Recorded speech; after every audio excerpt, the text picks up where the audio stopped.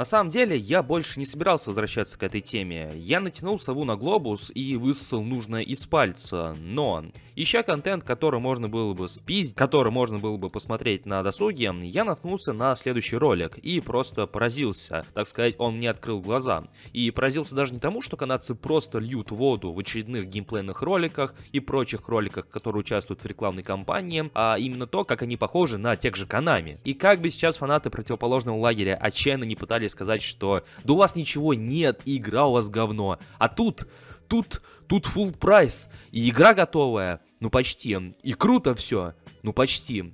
Все-таки этот ролик меня озарил. И как бы фанаты двух лагерей, именуемыми FK25 и eFootball 2025, не пытались доказать друг другу, что их игра лучше на фоне другой, все-таки они очень сильно похожи друг на друга. Начиная с простых багов, которые возникают в игровом процессе, и заканчивая отдельными решениями разработчиков. Рад вас приветствовать на канале Realistic PS. Сегодня хочу в очередной раз поделиться своими мыслями на столь же утрепещущую тему и заодно послушать ваше. Пока что в нашем комьюнити ничего интересного не происходит, давайте в лишний раз обратимся к нашим так называемым соседям. Не забывайте поддерживать это видео своими лайками, подписывайтесь на канал с колокольчиком, ну а мы начинаем.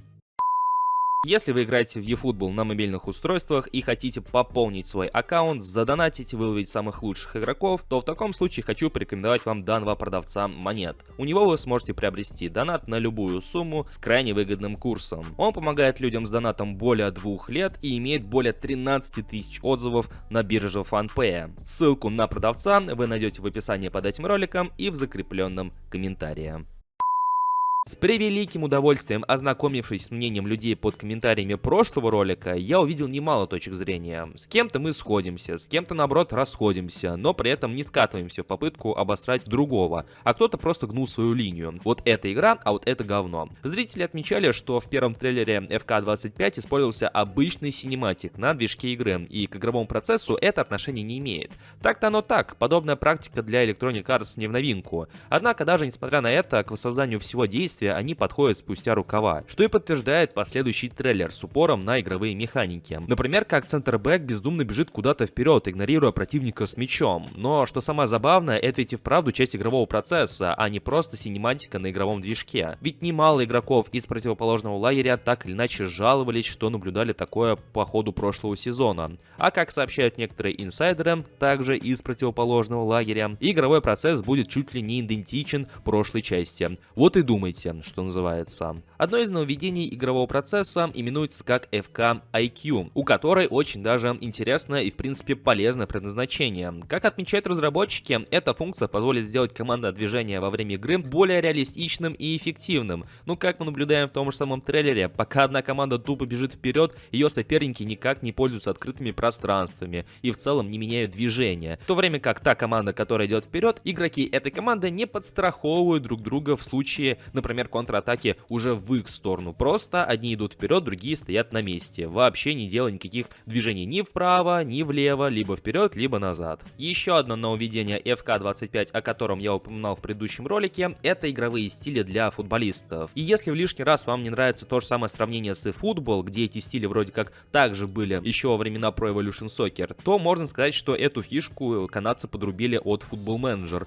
где эта самая фишка была неотъемлемой частью большинства частей из серии. И опять же, все это преподносится как нечто новое, чуть ли не революционное, и за что в том числе придется отдать full прайс в районе 5 до 8 тысяч, в зависимости от того, какую версию будут брать игроки. С другой стороны, есть и положительные новости, потому что в 25-й части FK возвращаются, скажем так, предматчевые катсцены, которые вырезали в 24-й части на консолях нового поколения. И перед матчами они просто наблюдали небольшие катсценки с фанатами, с тем, как футболисты выходят на поле, и все. Никакого названия команд, никакого объявления составов, показывания таблицы, группового этапа, просто вот катсценка и все, погнали. Но спустя год после того, как все это произошло, после того, как Electronic Arts вырезали эту функцию, все те жалобы игроков, эту функцию вроде как снова возвращают. И, естественно, это хорошая новость, и она, очевидно, была воспринята очень даже хорошо в комьюнити FK25. Но, опять же, мы возвращаемся уже в наш лагерь, в наш японский лагерь, и к нашей ситуации, когда с каждой новой частью мы то и дело что обсуждаем, и отчасти даже радуемся тому, что Konami постепенно возвращают старые функции, которые некогда были в серии PES, и которые возвращают в серию eFootball. И опять же, основная суть этого ролика не заключается в том, чтобы обосрать ФК и в лишний раз поговорить о том, какая же eFootball хорошая. На самом деле нет, eFootball по сути ничем не лучше, но с другой стороны она во многом даже уступает той же самой ФК.